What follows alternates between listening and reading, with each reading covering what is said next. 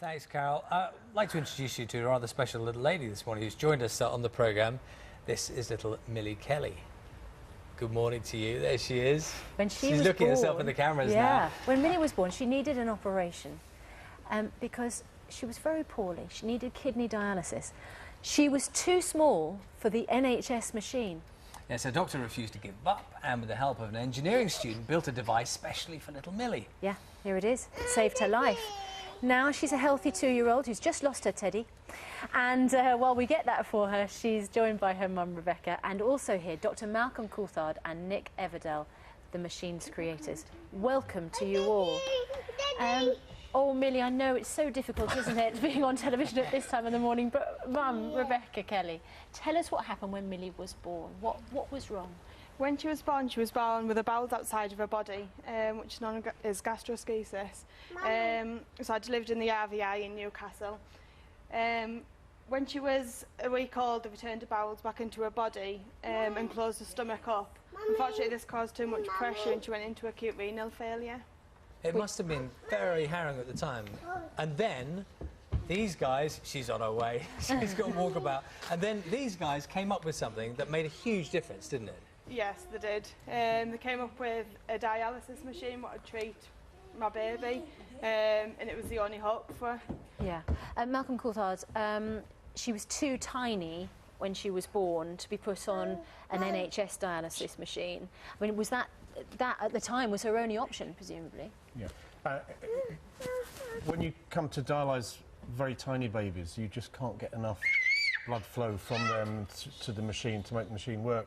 In actual fact, we came across this problem a few years ago with a really, really tiny baby. I mean, 800 grams, really wee. And we had a kind of a eureka moment where we were looking at this baby and thinking, if only there was a way that we could actually do this and you could just take out a little bit of blood and clean it and put it back. And we kind of worked out a system with taps and tubes and stuff where we could actually do that. And so this was the first time that anybody could actually hemodialyse, that's clean the blood of a tiny baby.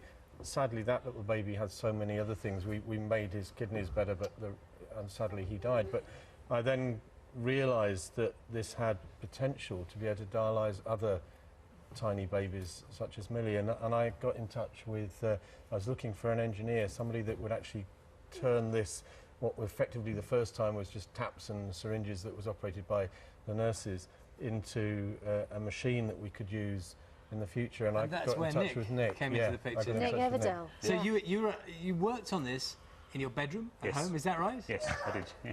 And it's extraordinary. So something that there was sort of in your head, you made into reality. Yeah. And this is the result in front of us here. Yeah. It has that kind of, well, I guess maybe not so much now. Is this the original? It is. Yeah. Because it has that sort of homemade look about it. Yes. Were you conscious at the time you could be making something that could have such a huge impact? No, I guess not. I mean, it was basically I was doing it as a PhD project, and obviously you never know how it's really going to turn out in the end. And no, it's amazing. This is the first time I've met Millie today. Oh, this is the very first time.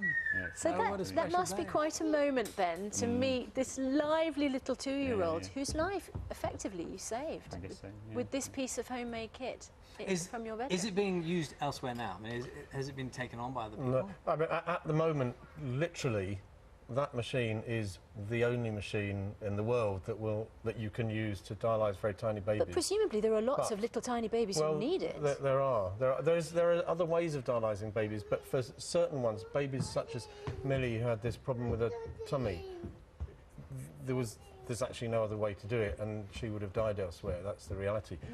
The trouble is, you can see when I brought this out to Rebecca to say, look, you know, we're going to dialyse your baby.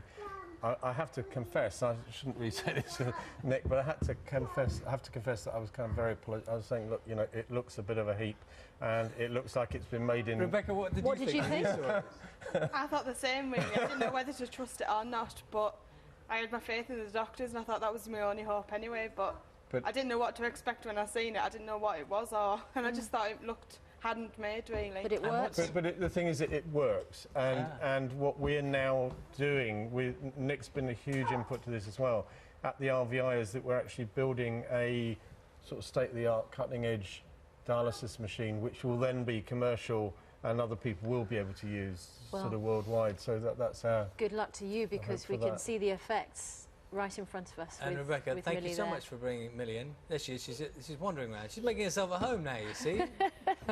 Thanks to you Lovely to all. see you today. you. What Thank a fantastic development. One last throw of the teddy bear. Look, she She's knows not exactly going which now. camera she's on. And a special thank you to our floor manager, Tracy, who's been looking after her this morning. Now it's 12 minutes to 8, and Aaron has all the business news for us.